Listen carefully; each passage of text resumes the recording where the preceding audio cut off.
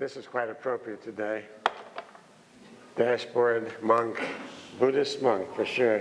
There's another Buddhist monk named David Nichtern. He was a senior Shambhala Buddhist teacher at a Buddhist seminary near Vancouver. And is Vancouver British Columbia? Yeah. And back in 1980, he requested a personal interview with his teacher, a Tibetan meditation master named Chögyam Trungpa Rinpoche. How many of you are familiar with Trungpa Rinpoche's work? Just a few of you. I encourage you to get one of his books. We have a number of them here in the bookstore. And dip into the mind of a being who'd taken the enlightenment game all the way out. He saw it for what it was and what it is, without adding anything to it or taking anything away from it. He had mastered the fine art of living in the state of essential serenity. He had gotten to that point. Well, David writes that he had been, as he stated it, he had been going through some hard times. And my preference was that he was busy creating the impression that times were hard. Catch the difference? Oh my God, I'm going through such hard times. And saying it like that, and knowing it like that, and crossing the screen like that with nobody home saying nonsense, then you're stuck with it. You're alive in a reality of hard times. How's it going? Hard times, man. Hard times. As opposed to, well, I'm pretty busy creating the impression that times are hard. In any case, he said that he sat and talked with Trungpa for a while, and then he looked right at me and said, when things are going according to your preferences, rather than things are going well, are you catching this a little bit? When things are going well, help me know, what is your criteria for wellness? And then I can really have a feeling for what you're telling me. Oh, you mean when things are going along according to your preferences for how things go along? How many of us kind of do that? Or at least wish the dickens out of it. Yeah, I'd really like my preferences to be accommodated. But anyway, Trungpa replies, when things are going well, don't relax. And when they're not, don't panic. Yeah. And I say, why not? Why not panic? And why might we not panic? What might we use as a rationale for seeing the folly of panicking when things seem to be not going well? Is there something a place we can go to when we get stuck in that one and then stand firm on a solid rock of absolute reality? When things seem to not be going right, is it possible that they couldn't be righter? That there might be a point of view you could examine your experience from that would reveal to you the thing that you're experiencing in that moment is absolutely perfect. It's the absolute perfect criteria or opportunity for you to work on some things that you came through this lifetime to work on. Can you hear that? And the stuff that we work on is usually the stuff that we create a lot of mischief over. When we start telling our heads that things are tough and that times are hard. And they're challenging, absolutely. But trust me on this, if you want to take a look at that, it's kind of like we've developed this tendency to imagine ourselves as being constantly wedded to a great big Guernsey cow. And next to that Guernsey cow, can you see this? Is a little stool. And you're sitting on the stool, and your hands are up there on that great big udder. There's little tits hanging off of it, and you're just milking that melodrama for all it's worth. That's the image I use when I catch myself milking a melodrama. You know, times are hard, my God. Yeah. No, they're not. They're just what they are. Times don't get hard. Times just show up. And many of them don't show up according to our preferences. But Trungpa's response was classic. When things seem to be going well, don't relax. Pay attention. And when they're not going well, then don't panic. And because you can be certain that whatever you are experiencing is the perfect response to your karmic predicament, guiding you into a set of opportunities to practice the fine art of developing and establishing equanimity as your lifestyle. Now, what does that look like? What might equanimity look like? You have a picture of that? Like, it is just as it is. You're not trying to turn it into something else. You're just willing to be there with it without needing to change it into some kind of different configuration of label. It's kind of like, how many remember, what was that old Goldie Hawn sitcom, Laugh-In, where they all showed up in little holes and she'd poke her head out there. And right at the end of the show, there was always this little guy in a German helmet. Remember, he would show up and he'd stick his head in that little hole and he'd go, very interesting. That's equanimity. How's it going? Oh, it sucks, man. It's really terrible. Or, it's wonderful. It's really great. Fabulous. That's not equanimity either. That's just the other side of the same coin, as opposed to, how's it going?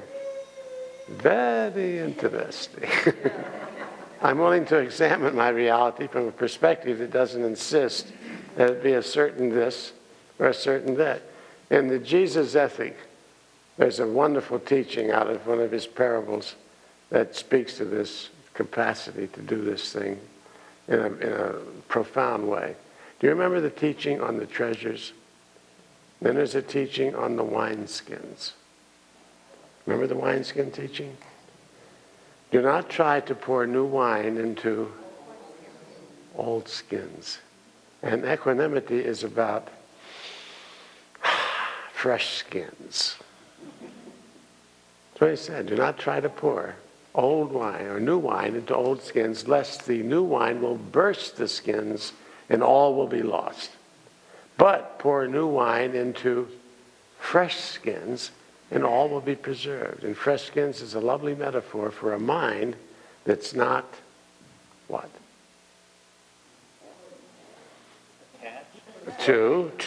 Attached to. Preference is a certain perspective.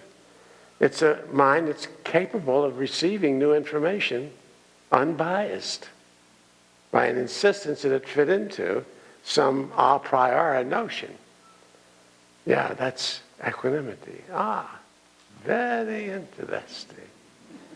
You've got that touch on all the incoming stuff. It's not an immediate, oh, that sucks, that's terrible, or yeah, wow, man, that's the way. It's none of that. It's a deep breath and, so now what would you give to move through your life from that perspective on a consistent basis? When's the last time you screwed up a perfectly good day by insisting that some of the things going on in it were different? As recently as this morning, I mean, maybe as recently as now. Oh, Jesus Christ, before or after.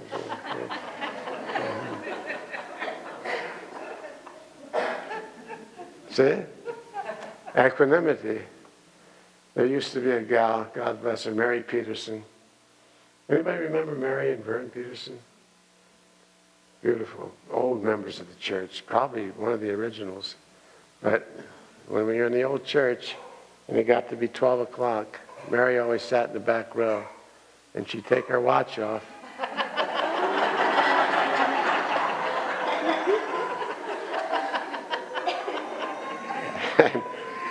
She'd wave it like that. And I'd say, Mary, I appreciate the syndrome, darling, but trust me, you're not going to, I won't hurt my feelings over the fact that you want to leave at 12 o'clock. Go for it. No, I can't do that. So she was not equanimous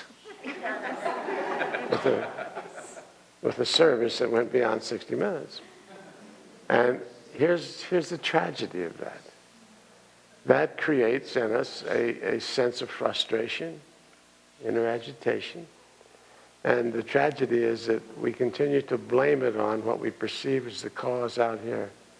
And Mary probably went to her grave thinking that a lot of her frustration was the result of services that went beyond 60 minutes. And what was the true cause of her frustration? The preference that she brought to that moment. In fact, it's a preference, it's a little more, you might call it developed. It's an insistence. When we get into insistence, that's kind of an upgraded preference that says, accommodate me or you're grass, you're toast. You know? Speaking to your emotional system. Yeah. So, equanimity. Very interesting. As opposed to, can you hear this a little bit? It's the difference between going through life singing or going through life whining. Always whining. I cannot have all my wishes filled. Whine, whine, whine. I cannot have every frustration stilled. Whine, whine, whine. Life really owes me the things that I miss. God has to promise eternal bliss. And when I must settle for less than this, whine, whine, whine. This is not equanimous either. And so the enlightened being, the Trungpas of the world, they say things like, hey, when it's going just exactly according to your preferences, don't relax. And when it's not going according to your preferences, don't panic. Take a deep breath and watch. Be with it as it unfolds, and you'll see that everything that occurs to you is an opportunity to work, to develop this incredible capacity for equanimity in the face of all things. Can you hear that? Because all things are just as they are. There's not a damn thing you can do about them. There they are. Sherry Huber once observed that it was very humbling for her after, as she described it, 40 years on the cushions meditating. 40 years on the cushions to discover that all of her inner travail was the result of insisting that what is be different. Let's take that one home with you. Here I go again, insisting that what is, there it is. And we're sitting there saying, it can't be. It can't be. My life doesn't have these things in them. And I've had enough life experience after 76 years to understand there's an infinite possibility for experience to come into your life, an infinite variety of things you can be asked to embrace with your heart and your mind. Infinite opportunities to work, to practice until you bring to your mind and heart an unbending capacity to reach out and embrace all things with the same kind of understanding that Jesus brought to the dance when he hung on the cross and said, what? Forgive them, Father. They know not what they do. No whining, no crying, no, what a bummer day. Just forgive them, Father. They know not what they do. Totally equanimous with the moment. And then in the garden, okay, Father, if this cup can be taken from me, I mean, it's an interesting cup. But, and there's the big but, not my will, but thy will be done. I surrender into the care and keeping of your will. And I go easily into the night because I understand that I am a chunk of eternality. I have not laid up for myself treasure on earth called continuity of human existence. I have fun with it, but I'm not going to insist on that as my ongoing experience because that will change. Capiche? And when it comes my time, so very interesting. I trust. I go screaming and kicking into the night, but that's okay too. That's just another part of suchness. Okay? Thank you, guys. I love you. Thank you for being who you are. You too, Chad. Mwah. But in